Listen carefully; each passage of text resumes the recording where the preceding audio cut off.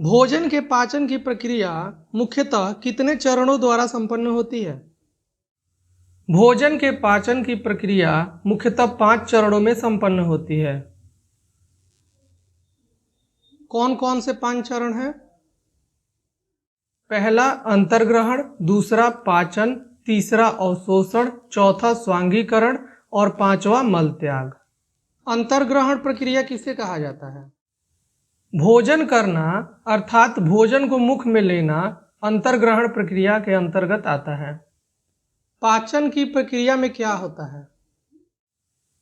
जटिल भोजन के कणों को एंजाइम्स और अन्य प्रक्रियाओं के द्वारा ही छोटे छोटे सरल टुकड़ों में तोड़ना ही पाचन कहलाता है। मनुष्य में पाचन की प्रक्रिया कहाँ से शुरू होती है और कहाँ तक जारी रहती है? पाचन मुख से शुरू होता है और छोटी आंत तक जारी रहता है। मनुष्य के आहार नाल की लंबाई कितनी होती है? मनुष्य के आहार नाल की कुल लंबाई लगभग 32 फीट होती है। चलो बताओ, मनुष्य के लार ग्रंथि से प्रतिदिन कितना लार निकलता है? मनुष्य के लार ग्रंथि से प्रतिदिन लगभग 1.5 लीटर लार निकलता है। लार की प्रकृति क्या है? लार अम्लीय प्रकृति का होता है और इसका पीएच मान 6.8 होता है। मुख में कितने प्रकार के दांत पाए जाते हैं? मुख में 4 प्रकार के दांत पाए जाते हैं। अग्रचवर्णक, चवर्णक, कृंतक और रदनक। इन सब के इंग्लिश नाम जानते हो? अग्रचवर्णक को प्रीमोलर, चवर्णक को मोलर, रदनक को कैनाइन और कृंतक को इंसीजर कहा जाता है। गुड। इन सब के इंग्लिश नाम और हिंदी नाम दोनों याद होने चाहिए, अदरवाइज एग्जाम में कंफ्यूजन हो सकता है। ओके सर, आगे से सबका दोनों नाम याद करूंगा। मनुष्य के दांत का सूत्र बताओ। मनुष्य के दांत का सूत्र 2 1 2 3 है। दांत किससे बना होता है? दांत डेंटाइन का बना होता है। दांत का शिखर किस चीज का बना होता है? दांत का शिखर एनामेल से बना होता है। यह एनामेल हमारे शरीर का सबसे मजबूत पार्ट है। यह हड्डियों से भी ज्यादा मजबूत होता है। अच्छा ये बताओ, भोजन का अंतिम पाचन कहाँ होता है?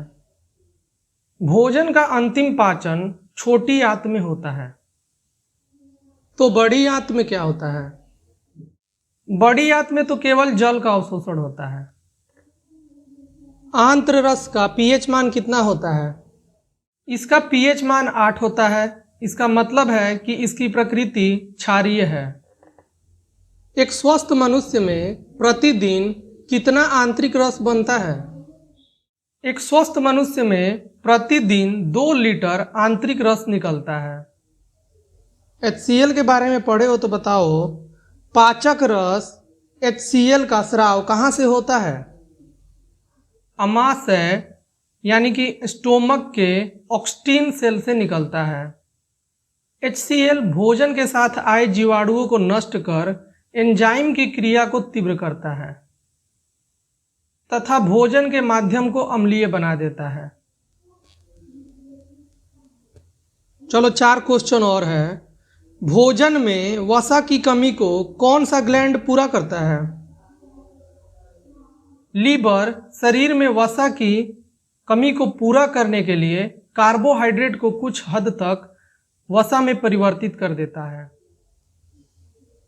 हिपेरिन प्रोटीन के बारे में जानते हो?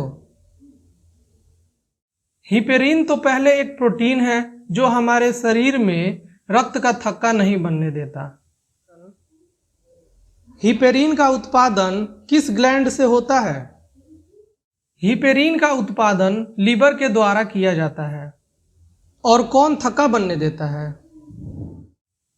चोट लग जाने या कहीं कट जाने पर फाइब्रिनोजेन नामक प्रोटीन के द्वारा रक्त का थक्का बनाने में मदद किया जाता है।